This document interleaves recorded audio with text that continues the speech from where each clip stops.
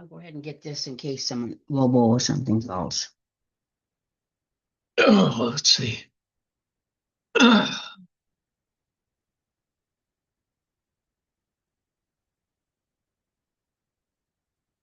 Okay, come on, you.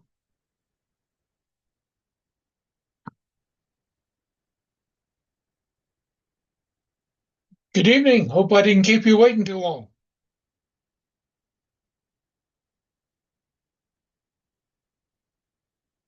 You can unmute your mics.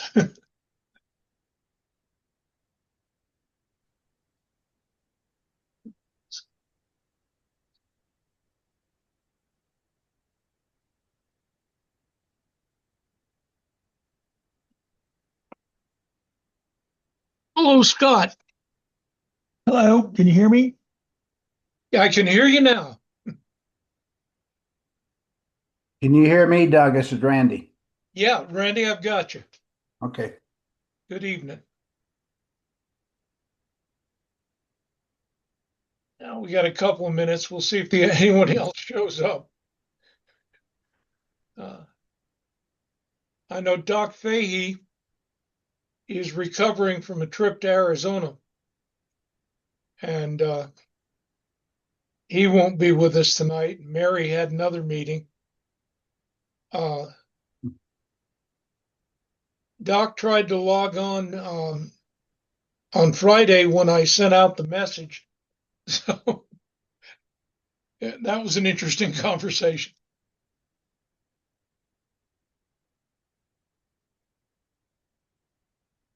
Oh, I got to watch the waiting room here as people enter. Are you guys up for the trip on 10 January? I'm planning on doing it. Great. My And wife has oral surgery maybe on the 5th, but she said I'll be there no matter what, she said. Meaning me. okay. I was there last year. Oh, at Steens Peak. Yeah, I went up Doubtful Canyon, got turned around by a gate. I was going back the way I came, ran into a couple of people on four-wheelers, and they said, "We know where the key is." So they took me back up and through the gate and then pointed out the stage station to me, and we took a quick tour of that. So Wow, now you got me a little confused. Were you coming from Arizona or New Mexico? yeah, I came up on that pipeline road and made it over to the canyon and then up the canyon to where you run into the fence, turned around, went back down the canyon, out the canyon, and ran into them. And they said, "Well, we have the key." And back up I went and came out through past the station and to the ghost town, so to speak. But Right. that was it's a beautiful drive.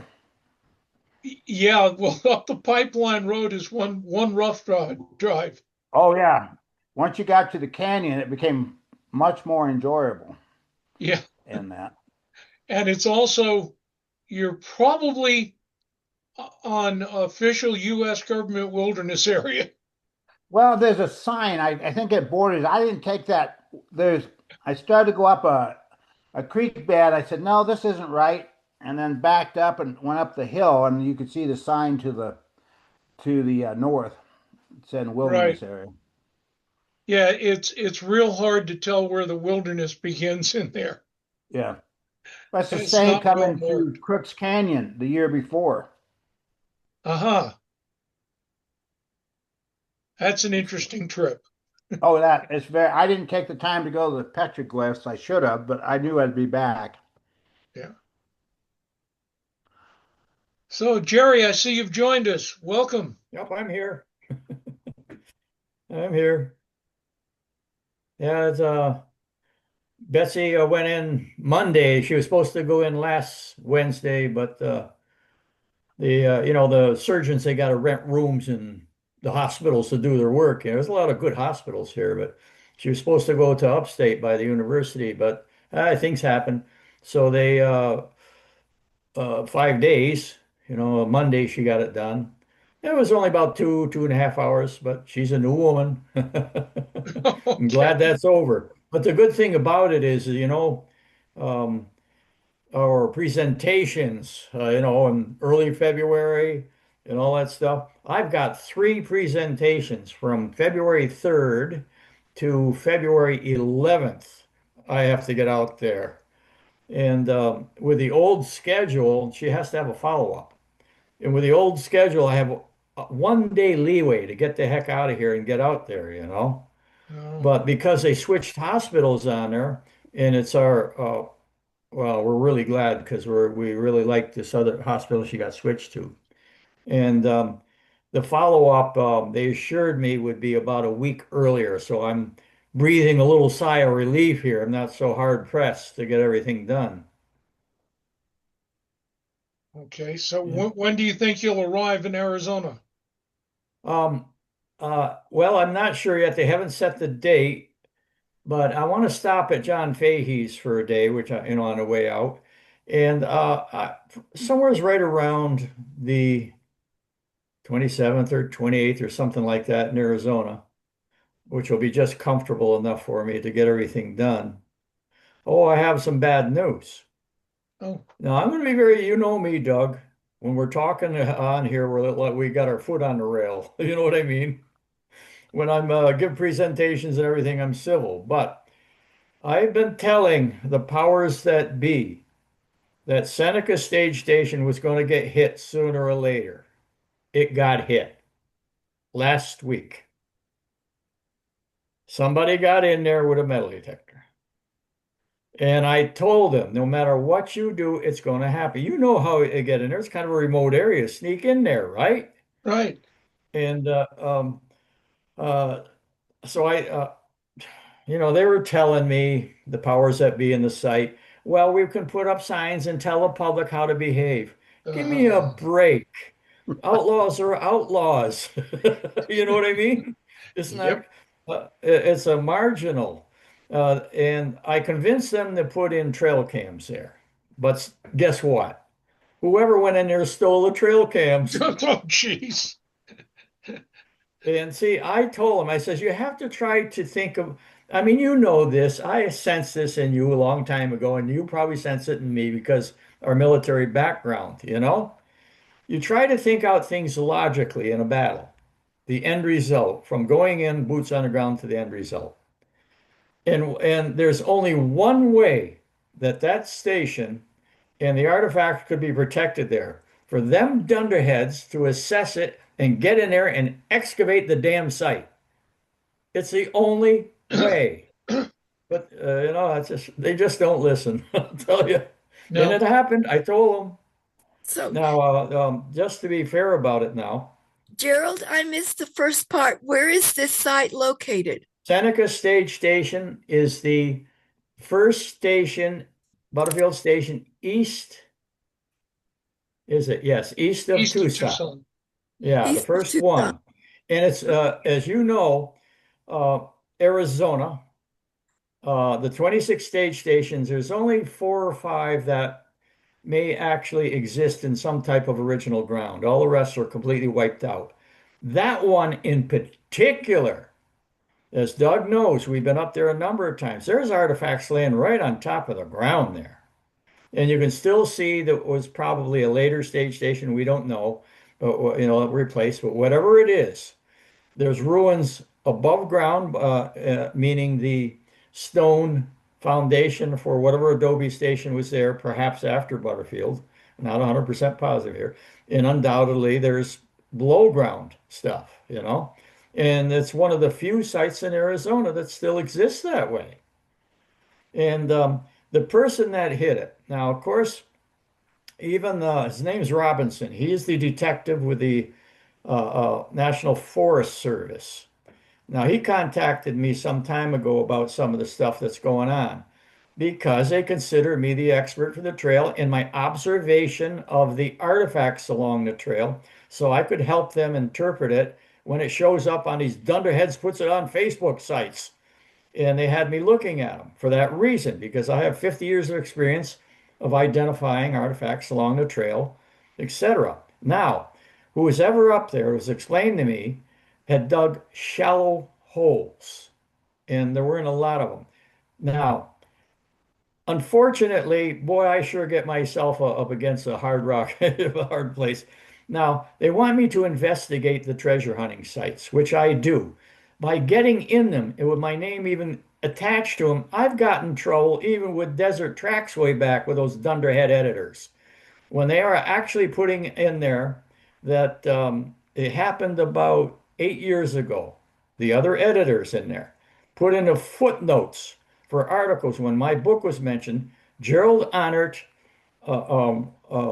encourages the public to collect artifacts. That is libelous. And I'm on these sites, and what I try to do is somebody talks about a station, I try to tell them what the rules are. But by just by my being on those sites, because I was 18 years in Europe, and the Americans, they got this thing, especially academia, about the word treasure. It's only a word, but you even mention it. I used to write for treasure magazines back in the 70s, but never telling anybody to do anything wrong. But that was a pulp, it was a kind of a different time for writing for everybody, and I never encouraged anybody to do anything. But there's this whole culture of this right now that's it's kind of crazy. And I am the one who advocates this to the nth degree to everybody. As you know, I've got quite a reputation with Archaeology Southwest. And they've given me references that you wouldn't believe, because I write reports for them about artifacts, et cetera, for their work. Everybody knows who I am and how I am the protector of the trail to the nth degree. But boy, there's a lot of crap out there. Enough of that. Let's get on with the good talk. Oh, yeah. Well, let's see. Sunday, Doc John Fahey, some of you know him, spoke at the Cochise County Historical Society's annual banquet. Great talk. The 12 crates of Dr. Irwin. And he talked about all the things that Irwin shipped to the Smithsonian. Now, what's interesting is Denny Seymour was sitting somewhat behind me next to Kathy Klump. Kathy Klump is the cousin of the guy who owns Steens Peak. And Denny's asking Kathy how to get to Steens Peak. So, anyway. Hey, Doug, Yeah. I had a talk with John Fahey a couple hours ago. He told me all about it, that she actually approached him about that comment he made online. Yep. So, anyway, hope to see everybody there January 10th, 10 a.m. Steens Pass, which is right on I-10.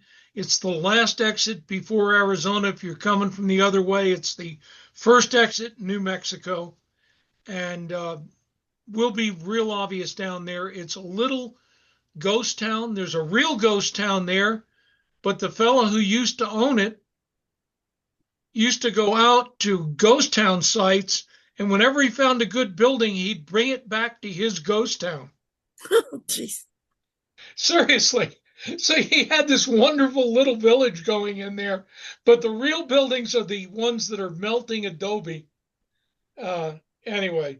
Are you talking about that one right on I-10? Right Yeah. on I-10. Yeah, I met it. He got murdered. Yeah, I know. They never solved it. Yeah, I stopped there and talked to him one time. Yeah. Yeah, I met his granddaughter. Oh, I didn't realize that. You're saying a lot of those buildings aren't original? No, Oh, he really? brought them in from various ghost towns. Yeah, because a lot of people, it's still online that was the Butterfield stage station there, as you know. Steens Pass was not used by anybody but the railroad because there was no water.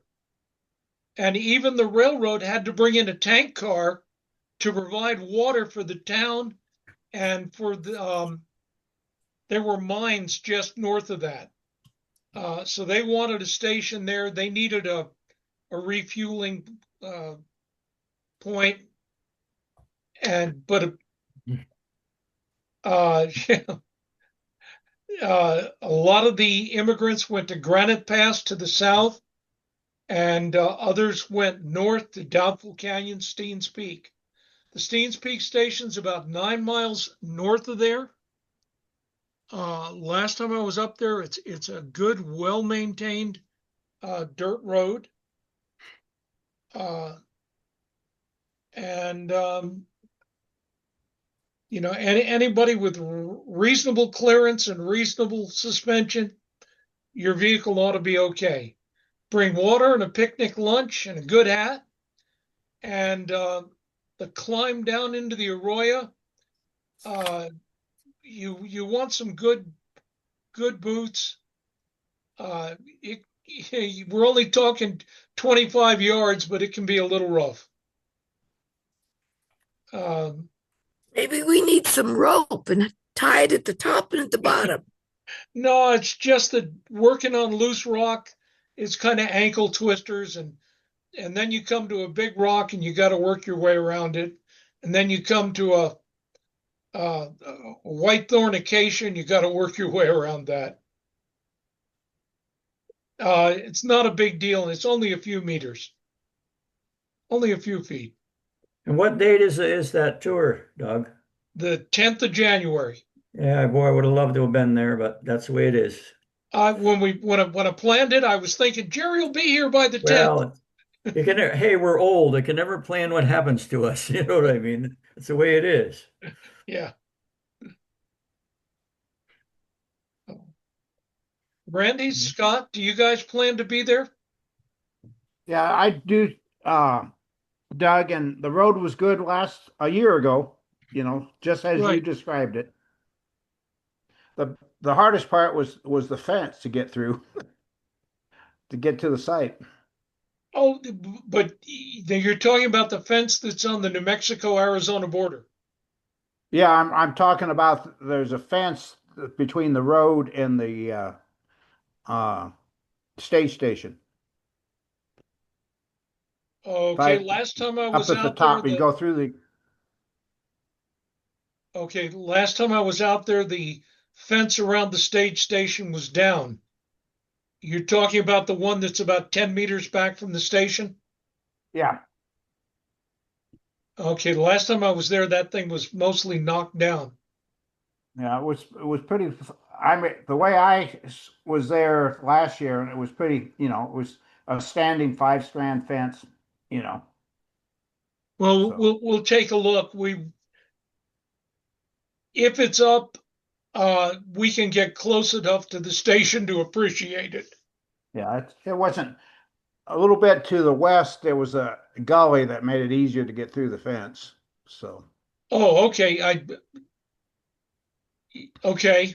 Yeah, I know both gullies. yeah. So yeah. So is Debbie gonna come? Debbie, are you coming? Stay in the truck. Feet. She's coming, but she's going to stay in the truck and read. She worries that if I go out alone, I'm going to run off with some young girl. I keep telling her, I want a 24-year-old woman who wants to have a child so that I can have a child that will be younger than my youngest great-grandchild.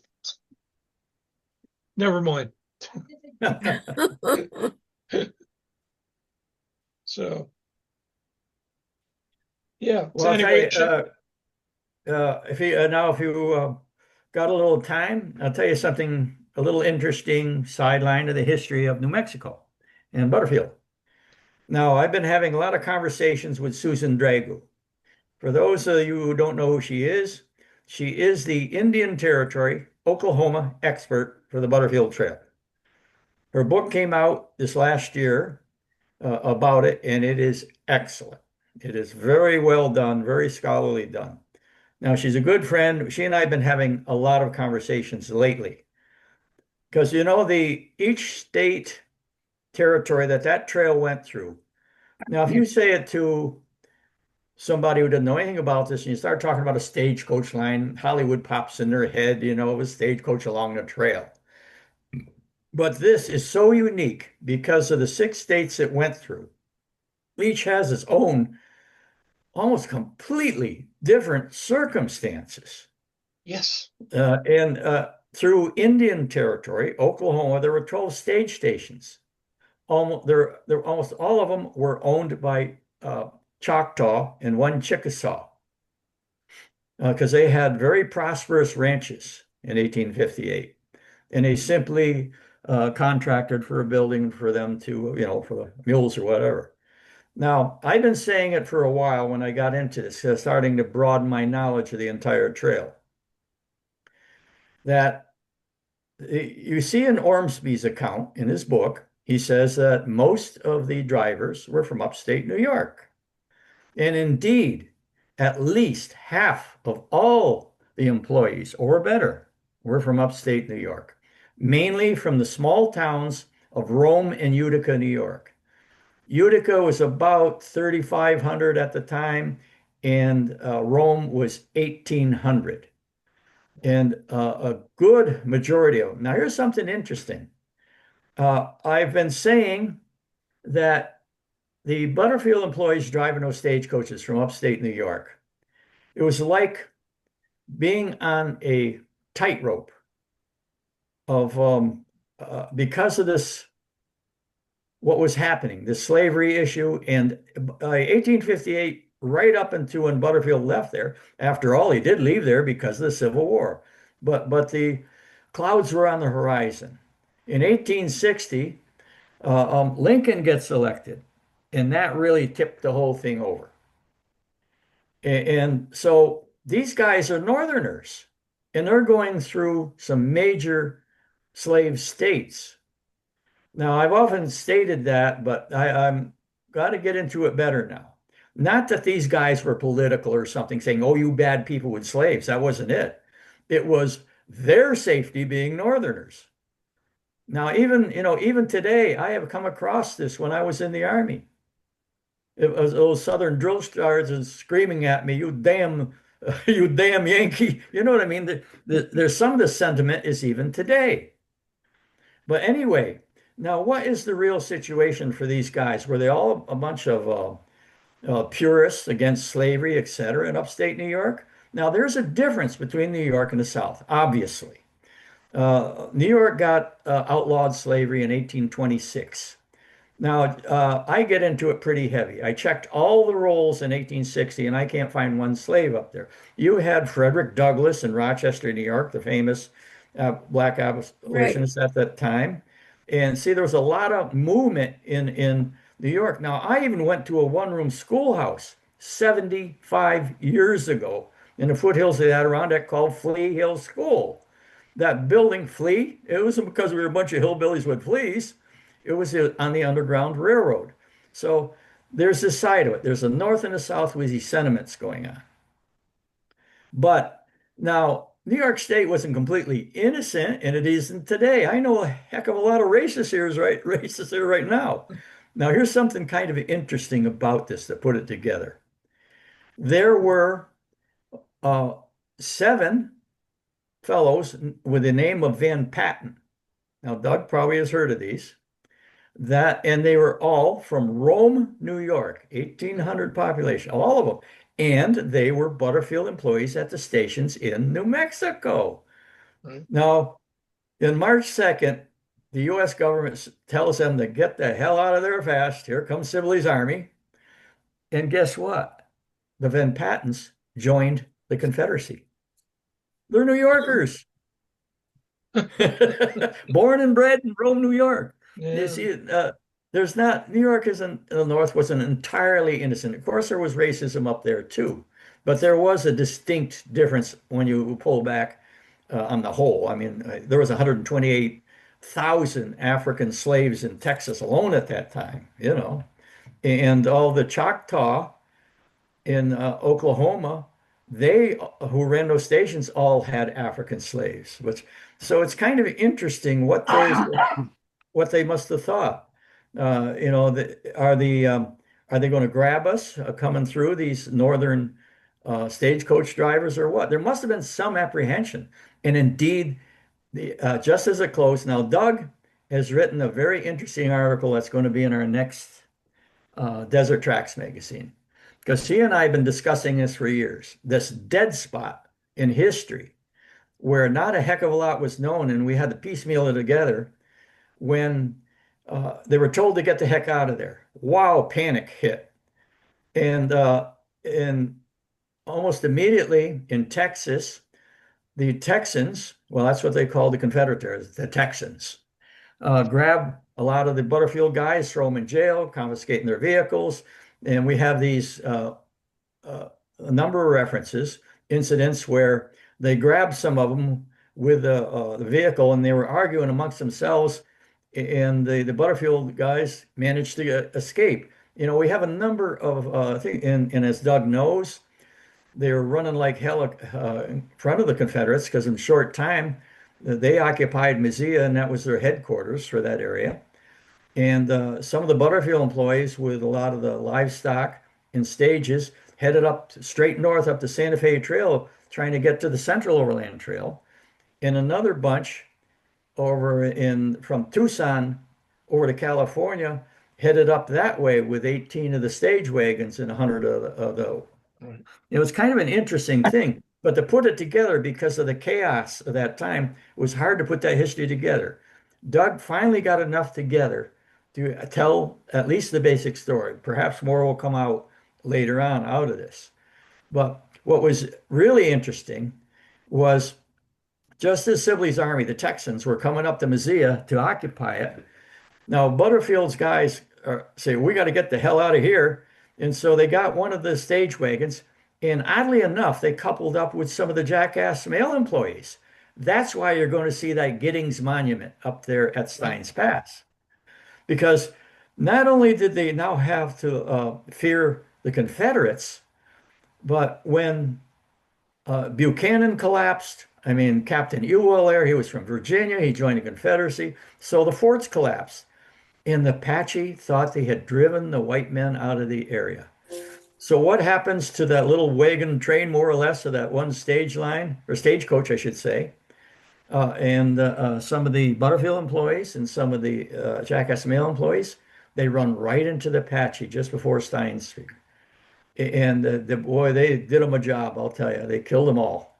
You couldn't even recognize them, and a lot of them didn't even get found. As a matter of fact, as Doug will tell you, that is not a gravestone. It's only a memorial. Is that right, Doug?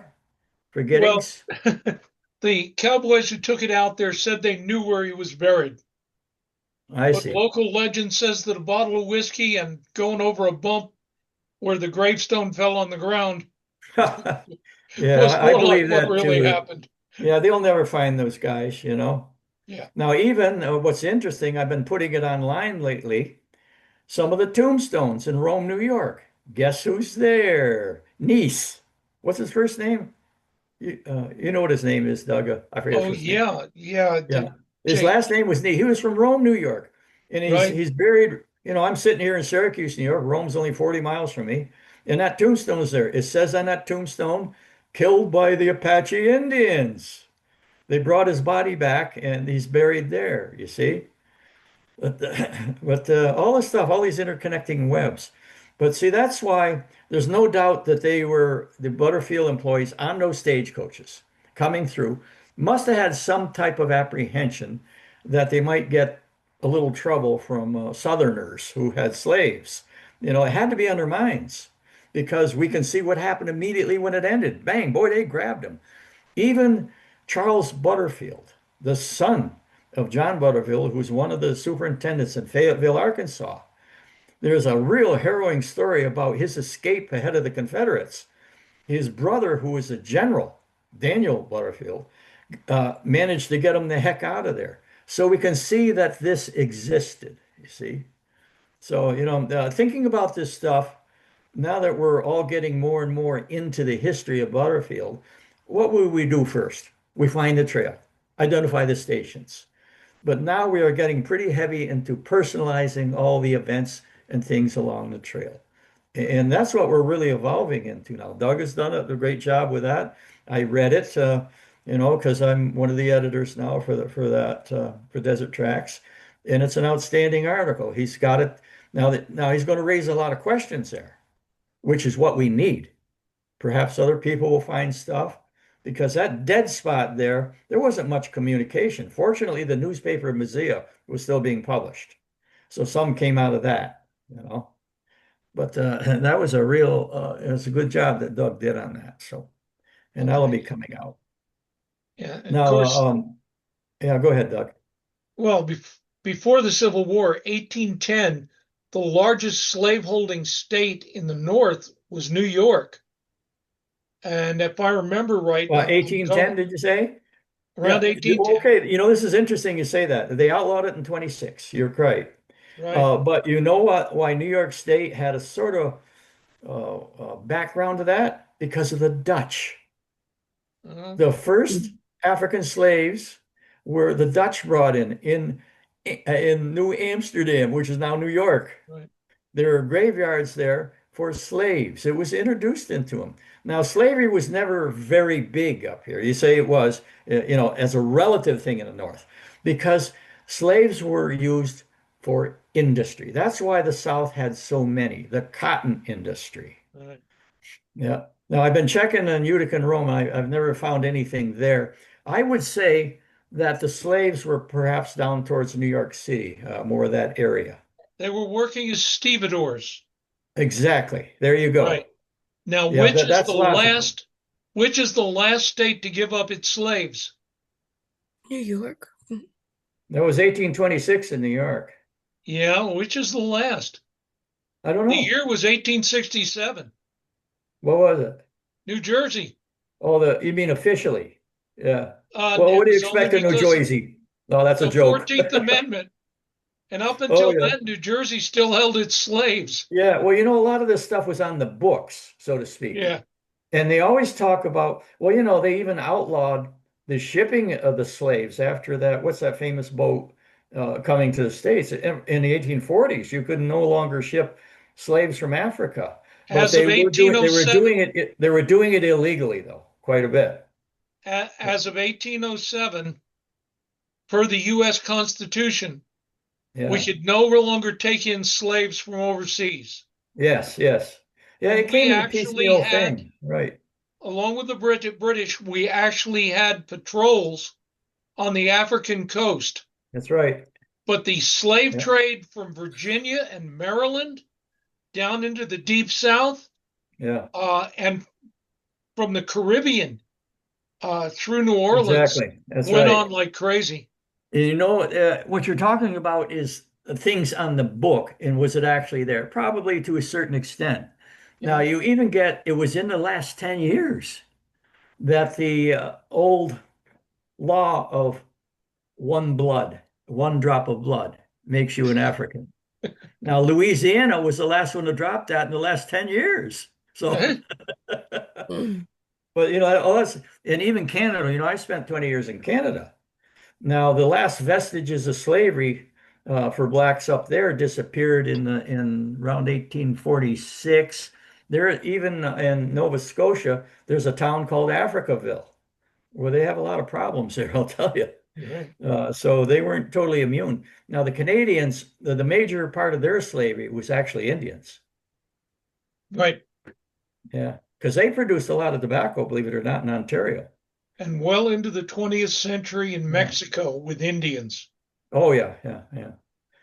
Even though in 1750 they outlawed slavery, holding Indian slaves and peones, debt slaves, was still going on.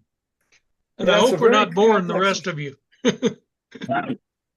Yeah, it's a very complex issue. Now, in that Indian territory thing, Susan has opened up my mind a lot about this. She lived on the Choctaw Nation for a while. Mm. And she's, as you know, she's the editor of a magazine. And she is really, really good first-class historian. And the conversations we've been having in the last week mainly about the Choctaw, as slaveholders, and even the 3 battalions that they had at Pea Ridge fighting with the Confederacy. That was kind of a complex issue. They weren't held, a gun wasn't held into their head to do that, but they were kind of forced politically into it. They were slaveholders, so they're not innocent, but Right. it's a complicated issue. Yeah.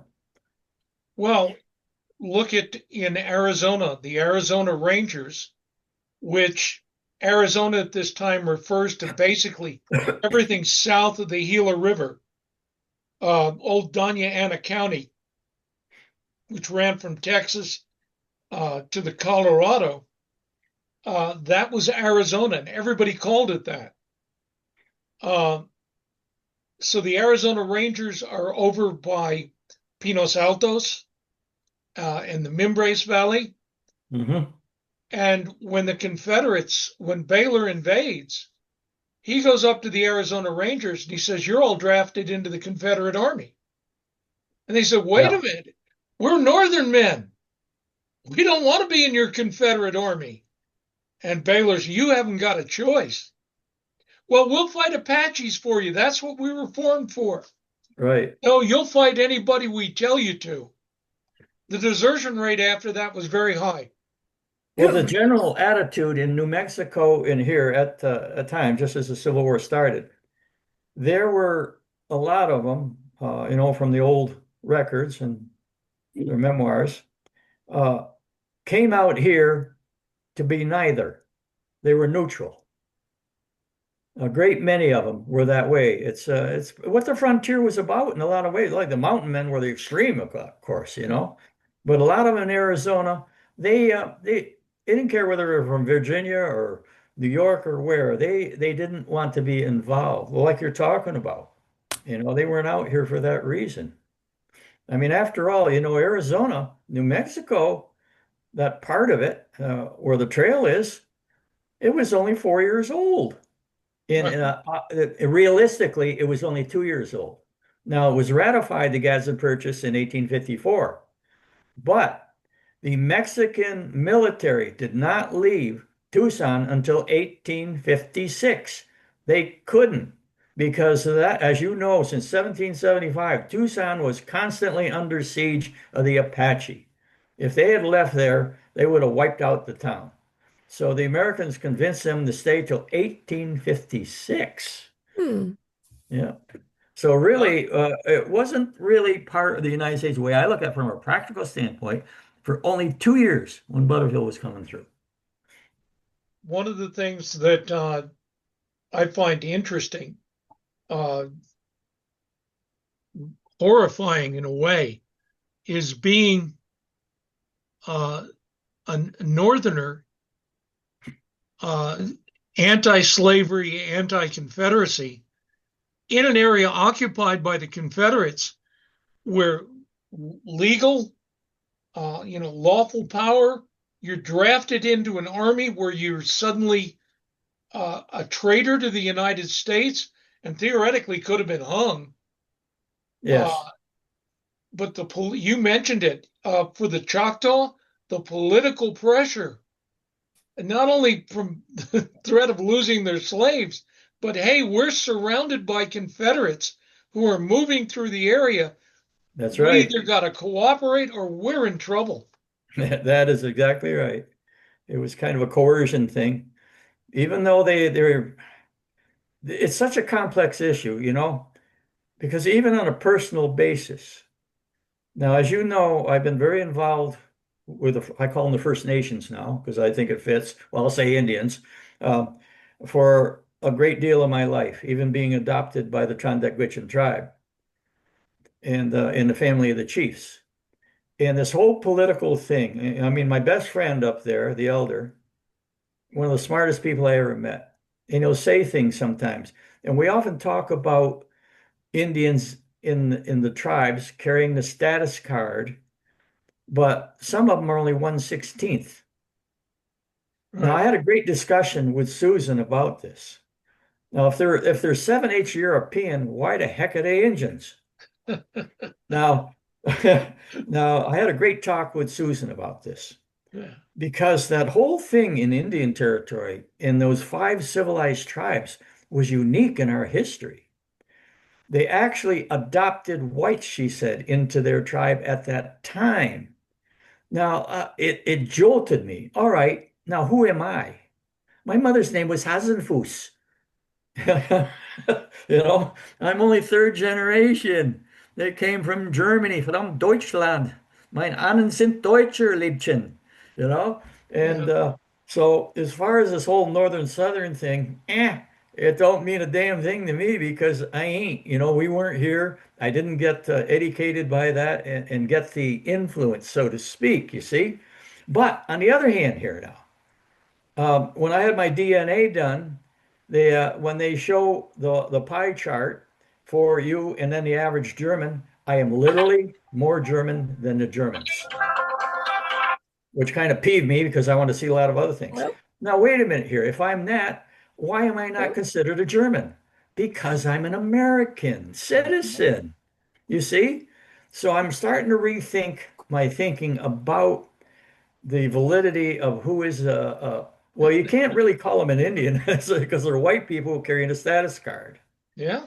And Well, you, but you know one of the things, Rosanna Baker, red-haired, green-eyed, yeah, and on the rolls as a Cherokee. yeah. Now even my buddy with his nieces and nephews, who he loves dearly, he calls them blue-eyed Indians, Yeah, yeah. carrying a status card, because even mentally, their culture ain't there. Now, it's kind of it's a complex issue with me. I've come to think about everything as kind of a gray area, but it's their business, just like it's our business as Americans to say who is an American citizen and not. Now, like I said, hell, just a couple generations ago, I'd still be in Saxony, you know, but I'm not. I'm an American. But my DNA says like I said, Hitler would have loved me.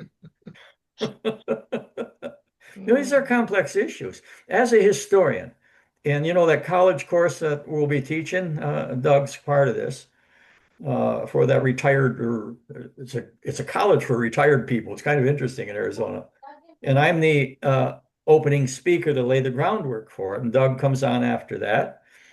Um, and what I'm going to tell these people now, my lessons of history, that it's all a gray area to me now.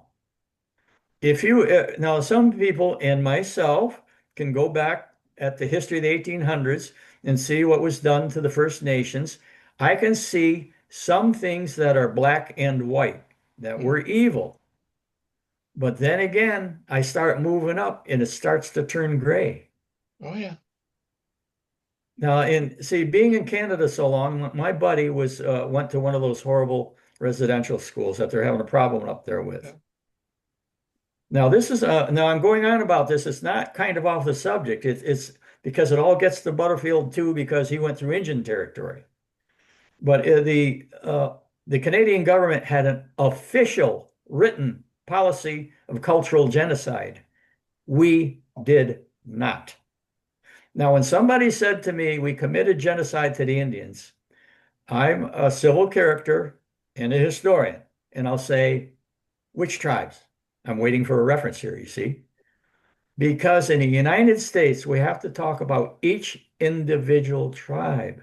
Now they say, oh, what about Wounded Knee? Yep, you're right. But that was local genocide by a commander who had a bug up his butt about Indians. Now, look at the history of the Pima Maricopa. My God, awarded one of the first reservations, 1859, because they were always friends to the white men, you know, right next to the opposite, the Apache. So even when we bring this into Butterfield, we have to look at the Apache one way because of what it was, and then the Pima Maricopa another. We just can't make blanket statements about Indians. Yeah. It Jerry, has to be separate. last August, I was back up on the Hickory Apache Reservation where I grew up. Supposed to be talking to a high school class, turned out being the whole high school. Uh-huh. And I started out by telling them, I want you to think about the English heroes. You go back a ways and you got Boudica, who kicked Roman butt, and then they beat her. Your next big English hero is King Arthur, who was a Romano Britain, and he fought the Saxons, and they kicked his butt. Saxon. Yeah, Saxons, right? And it goes on. One after another, they got put down and put down, and I end up by telling them, my people are. Our identity is so buried in the English, you probably don't know who we are. We do. Yeah. I'm Cornish, and that's not English, but Do you have a people big think of Cornish us that head? way. Huh? You got a big Cornish head like in that poem about the bed not being big enough for your big Cornish head? I don't know if you ever heard that poem. Yeah. But Anyway, but see, that's yeah. the thing about this whole Butterfield thing in the history that we're studying in that time. It's kind of, as you know, the importance of it, why the National Park Service named it our 11th National Historic Trail. A stagecoach line? It's because it was the first government sanctioned road, successful, underline that, successful road to connect the east to the west. Hugely important. And it brought the two ends of the country together for what we are now, Yep. you know. And the history of it, I have a great empathy for the Indians because I've been around them most of my life. For 50 years, my best friend. And he calls me his blood brother as part of the Wolf Nation. I'm even introduced in the family to other people like that. So I have a great empathy for these people. What I was But saying to those high school students was that everybody has had their land taken away from them. exactly. Anywhere you go in the world, you went down fighting hard. You went down as heroes. You don't have to be victims. I'm laughing a little bit when you're saying this. You can go on. The thing that I can't say that I want to say, because Hitler popularized it, Lebensraum, the Oh, philosophy of living. That's what you're talking about. It's literally true. Now this is not to be obnoxious. My nephew's wife is a teacher over there in Massachusetts. And I was talking to her about,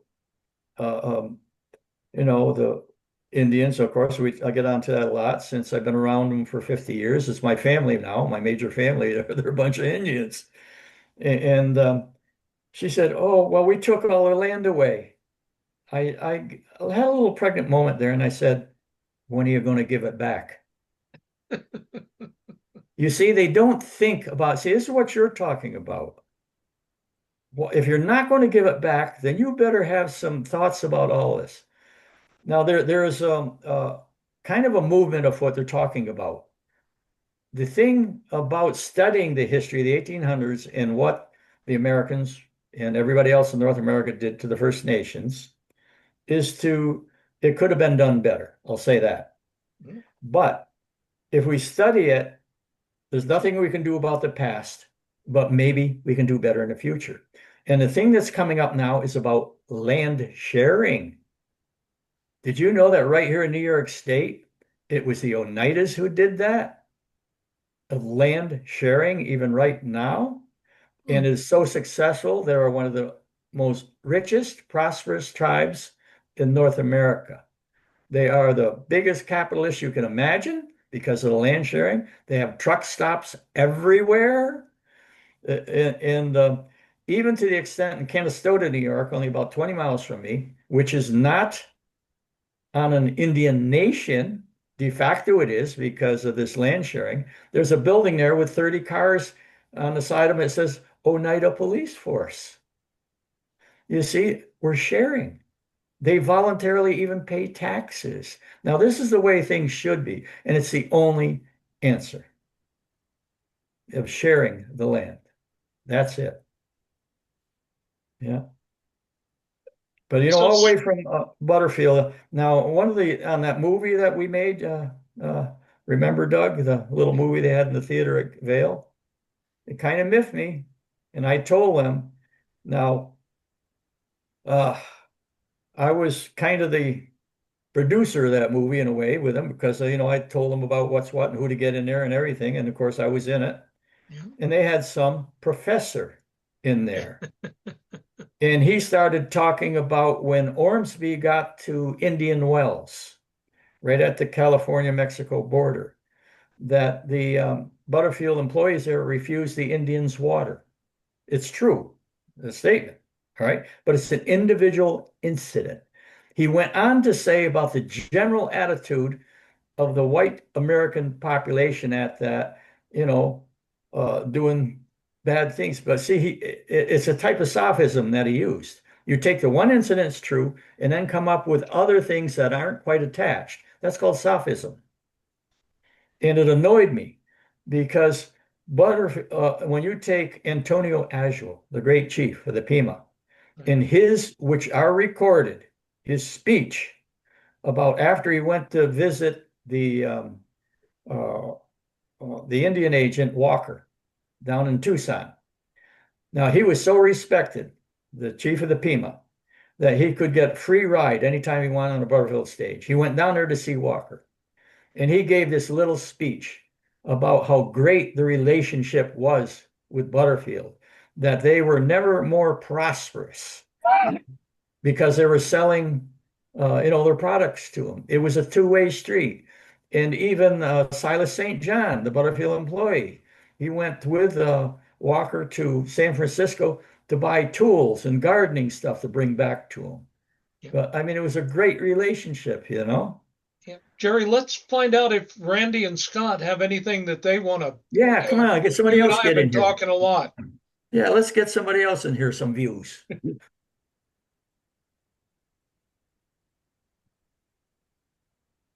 Yeah, doesn't somebody know something about Butterfield here that they might want to ask or review or You all are just think- full of knowledge.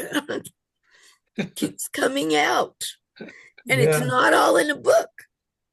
But see, well, I'm doing my darndest. That's why I'm at this computer so many hours a day. I have been an extremely busy fellow. As a matter of fact, it's taken me a year to do it.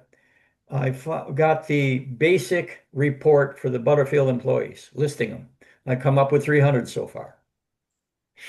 And now we're very fortunate for New Mexico and Arizona to have the most complete because of this cultural landscape thing again. Weren't nothing but here, but hardly but Butterfield Station, so they had a separate census for it and even said so. Boy, was that great, Yeah, when you think about it, you had Mesilla with about 3,000 people. And of course, the extended communities along the Mesilla Valley, which under Mexico and Spain ran all the way down to San Elizario, which is Right. now Texas. But Mesilla, then you've got a 300-mile gap, and you've got Tucson with about 500 and Tubac with about 100. And then you've got a gap all the way to San Diego. That's right. That's right. Where Yeah, it was there's truly nobody the but frontier. Butterfield employees. Truly the frontier. Yeah. That's what fascinates me about it. You said it yourself about a little thing when you're at Dragoon Spring Stage Station or something. People thought there were other towns around or something. I remember you said something about that once. Yeah, why didn't they put the station in town? Yeah. There was no town. Well, this is the thing I'm going to do in that course. I have to, because I'm going to be, it's a teaching thing, you see. I'm going to start it out with, actually, what I'm going to do is about research, about how to research this, because this is I got 2 hours for that course. So. And then what I throw into this, no matter what the type of group is, I'll say there were 3 distinctive eras around that time. Before the Civil War, during the Civil War, and after the Civil War. They were so distinct in how things happened. Before the Civil War is the Old West. And that's where the Hollywood images often get confused because it didn't look like Hollywood. They didn't even have the cowboy hat and nothing. That.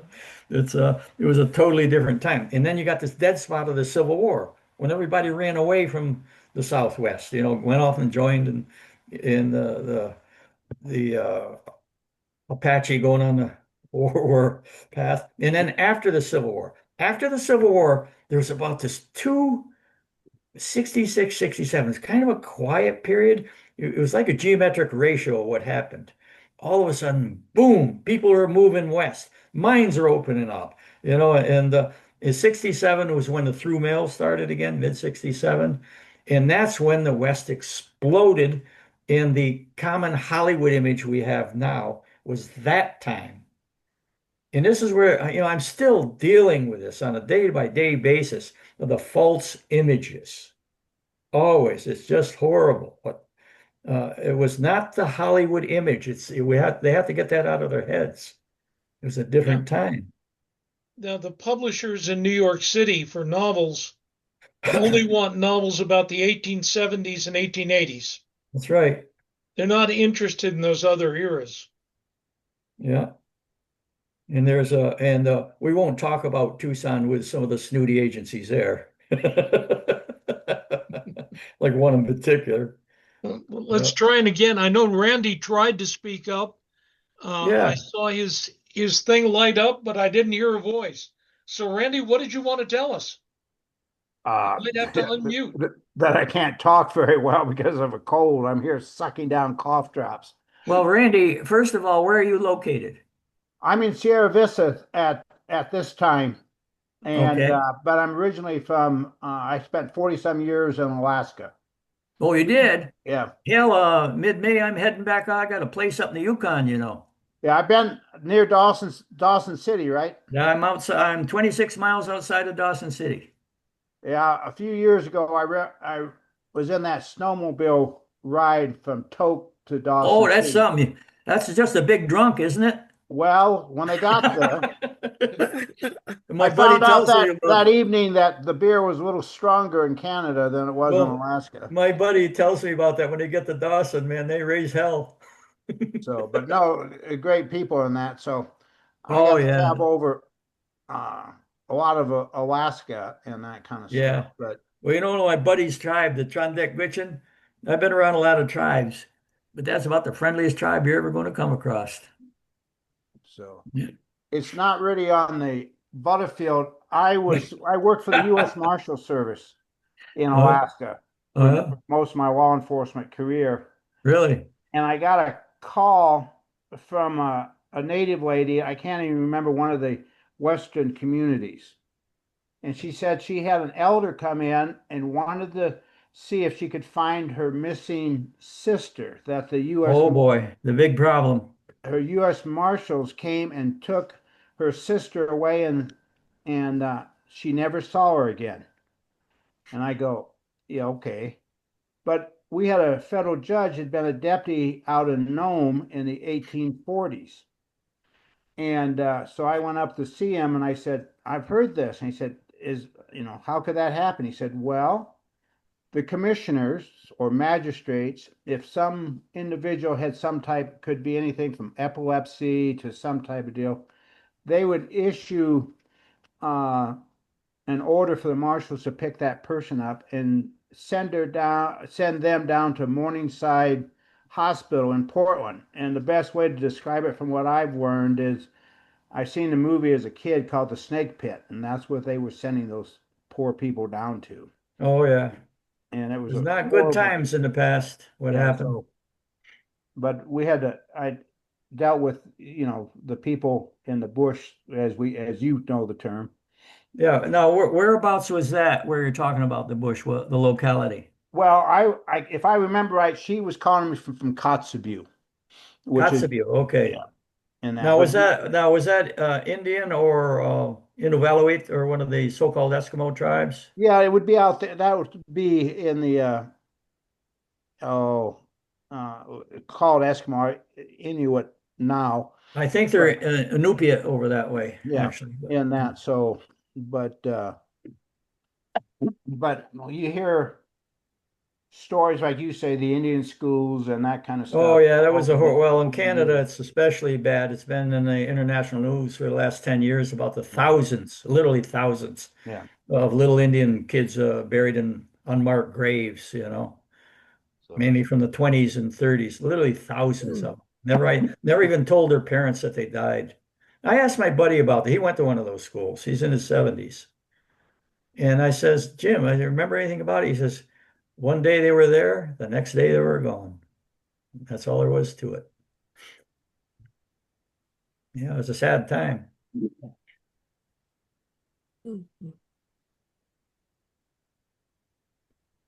Yeah, I'm looking forward to going back up there. I've been going through hell. We should be talking about Butterfield here, and we will be in a minute or so, but I've just been making out my next 10-year land use water use license.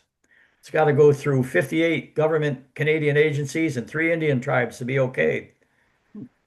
Boy, was I having especially the environmental end of it. It's a huge license. You ought to see it, highly technical. But I got through it. I just got the last little question answered. Wow. Some of it's, I'll tell you, is overboard, but nevertheless. So Yes, I'm going to be Scott, good. Scott, you can unmute yourself if you like. And do you want to tell us anything of your background, where you're coming to us from? Scott, you, Scott. He doesn't hear us. He's asleep. Can we send him a message? How do you send him a message? Oh, it's Chat? down at the bottom on chat. What's But his name? Scott. All right, Scott. Scott. Unmute. Oh, what happened? Oh, there it is. Enter. Oh, Scoot. I put Scoot. Scott. You, Scott. he might be having trouble. I see he's coming to us from an iPad. And controls on that are a little different. So, I'd like to get somebody else talking here. I want to find out something. at least I think his name is Scott. Yeah, it's Scott. Scott, Let's if your see. name is Scott, raise your hand. Because what I'm seeing is Scott's iPad. Mute. I'll try it again. Enter. You, Scott. I think he can hear us. I just see the symbol there that says he's muted, so that's all right. Oh, that's too bad. I'd like to hear some more views here. Well, I still remember our trip out to Dragoon Springs, and you telling me about Silas St. John loading up that cap and ball with one arm. Isn't that something? Oh, oh, by the way, yeah, that whole Silas St. John, that is one, Hollywood couldn't write that. That is No, just phenomenal what happened. Absolutely. That guy was 20 years old, 24 years old from New York City. And he survived that. You know, in his later memoirs, you know how he said he was able to survive that? Because he said in New York streets he was a bit of a pugilist. In other words, he was a street fighter. You know, he was a street fighter. But boy, that's one heck of a story about him. Now, I was lucky enough only in the last year to come across another reference about that. We were always wondering about that little notebook he had. Now, every Butterfield employee at the stations was handed a Butterfield official book to write everything in. They had to write everything that happened, you know, all money's taken in, etc. And he had one. And while he was laying there dying, he wrote what was happening. And I finally found it, what he wrote in that book. I found a reference this last year. He actually said that, oh, gee, I wish I had it in front of me, but I'll try to tell you. He said he had a strong suspicion because they were all having stomach aches that those 3 Mexican employees tried to poison them first. I thought that was interesting. Huh. That's what he wrote in that little book. Wow. Yeah. Well, it's about that time. It has been good. I hope it's been good for you and that we've been interesting. I think we ought to go ahead and say good evening and hope to see you on the 10th. Well, Yeah. Doug, I'll be there in a red Jeep. Okay. We'll be looking for you. Yeah. Okay, man. It's always good on this having our little throwing sessions, but thanks. See ya. We'll see All you. right.